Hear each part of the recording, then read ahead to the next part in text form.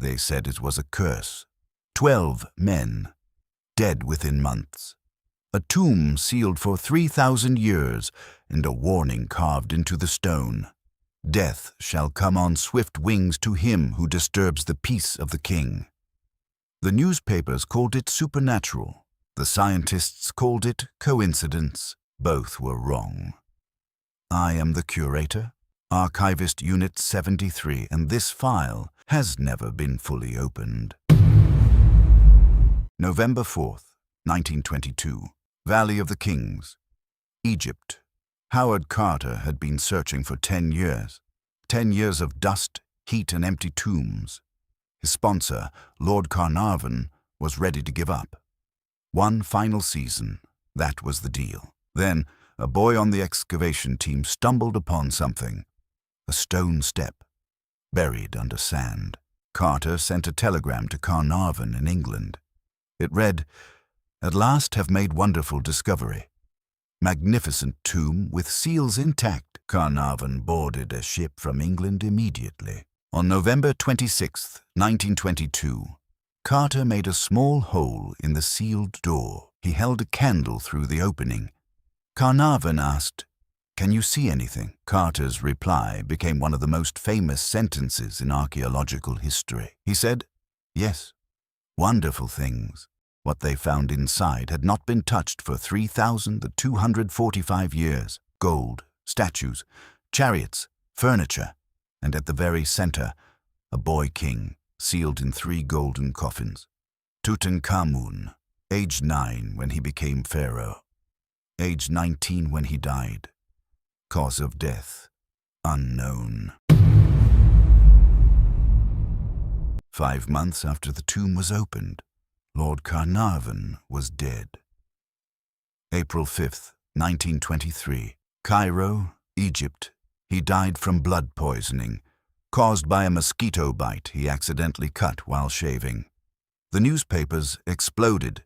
Headlines screamed about the pharaoh's revenge, about ancient Egyptian magic, about curses written in hieroglyphs. Arthur Conan Doyle, the creator of Sherlock Holmes, publicly stated that Carnarvon's death was caused by, quote, "elementals created by Tutankhamun's priests." The world wanted to believe in the curse. And so, they did. Over the next decade, newspapers tracked every death connected to the tomb, and the list grew. Arthur Mace, archaeologist, died 1928. Cause, exhaustion and illness. George Gould, visited the tomb, died 1923. Cause, fever. Prince Ali Kamel Fahmy Bey, visited the tomb, shot dead by his wife. Months later. Sir Archibald Douglas Reed x-rayed the mummy, dead 2 days later. By 1929, the press had attributed at least 12 deaths to the curse. But here is where it gets interesting. Here is what the newspapers never printed. The curse inscription they kept quoting. It was never found in the tomb. Read that again. The most famous curse in human history, "Death shall come on swift wings," was invented by a journalist. It does not exist anywhere inside the tomb of Tutankhamun. Not on the walls, not on the doors, not anywhere. The story was fabricated, published, then repeated so many times it became fact. But that is not the real secret of this tomb. The real secret is far more unsettling than any curse. In 1986, a microbiologist named Ezzedine Taha published a study. He had been examining archaeologists who worked in Egyptian tombs. What he found was remarkable. Many of them tested positive for a pathogen called Aspergillus niger, a type of mold, ancient mold, sealed inside tombs for thousands of years.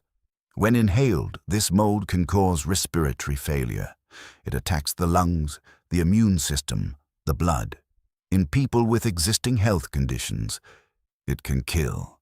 Lord Carnarvon, it is worth noting, had severe lung damage from a car accident years before the tomb was opened.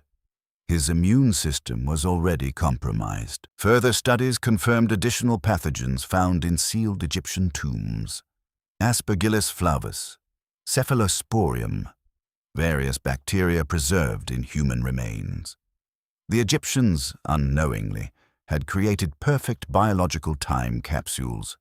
Sealed environments, no oxygen exchange, no light, ideal conditions for certain microorganisms to survive for millennia.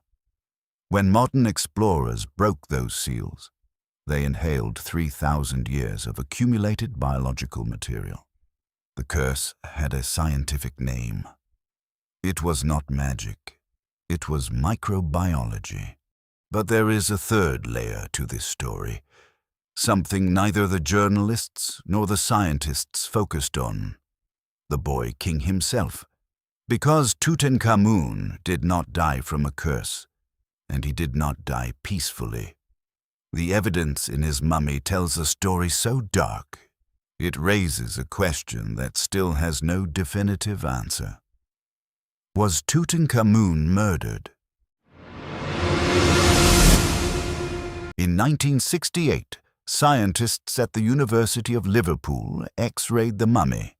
They found something inside the skull, bone fragments, loose, displaced, located at the base of the brain. This was consistent with a blow to the back of the head. In 2005, a CT scan produced 1,700 images of the mummy. The results were inconclusive but disturbing. A fracture in the left knee, unhealed, recent, pre-death, a missing sternum and several missing ribs, removed after death, reason unknown, and the skull damage, still unexplained. Two people had both motive and access to a 9-year-old child who became pharaoh. The first, General Horemheb, commander of the Egyptian army. After Tutankhamun's death, he eventually became pharaoh himself. The second, Tutankhamun's advisor and possibly his grandfather. He performed Tutankhamun's burial rites, a role traditionally reserved for a successor. He became pharaoh immediately after Tutankhamun's death. He married Tutankhamun's widow. History does not record a confession, but history rarely does. 3 layers, 3 buried truths. The curse, invented by a journalist in 1923. The deaths caused by ancient biological pathogens, not supernatural forces. The boy king, possibly murdered by the very men who buried him with gold. Tutankhamun ruled Egypt for 10 years. He was erased from official records after his death. His name was chiseled off monuments. His tomb was buried under rubble, accidentally preserving it from looters. He was meant to be forgotten. He became the most famous pharaoh in history. This file is now closed, but the archive never sleeps. I am the Curator, and there are more sealed doors.